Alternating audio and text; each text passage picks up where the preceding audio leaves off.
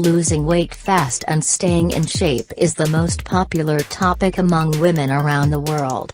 There are literally thousands of diets and weight loss methods online which promise results in only a week, but the reality is that they will make you regain the lost weight in just a couple of days. We use numerous ingredients from our kitchen every day, but rarely anyone knows about their versatility. One such ingredient is baking soda. We use it for preparing cookies and dough as well as for cleaning, but not everyone knows that it can also improve our overall health. Everyone loves to have a flat and attractive stomach, but this is a difficult task which can't be done without a healthy diet and regular exercise, and let's face it, rarely anyone has the time for that. Luckily, baking soda can reduce your excess belly fat effectively. But, how can you use it to reduce your belly fat? Well, there are 3 ways in which baking soda can help you reduce weight, and we're going to present them below. Baking soda, lemon juice and grapefruit.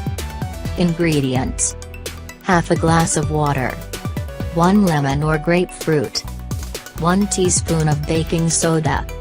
Preparation: add the baking soda in a glass of water, then add the lemon juice and stir well.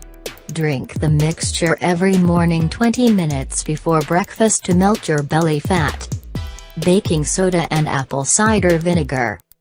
Ingredients: 1 glass of water, 2 tablespoons of ACV, half a teaspoon of baking soda. Preparation: mix the ingredients in a glass of water and consume the mixture every morning on an empty stomach. Baking soda and fruits.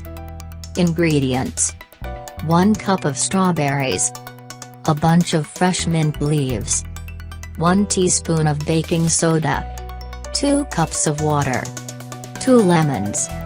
Preparation: mix the ingredients together and consume the drink twice a day.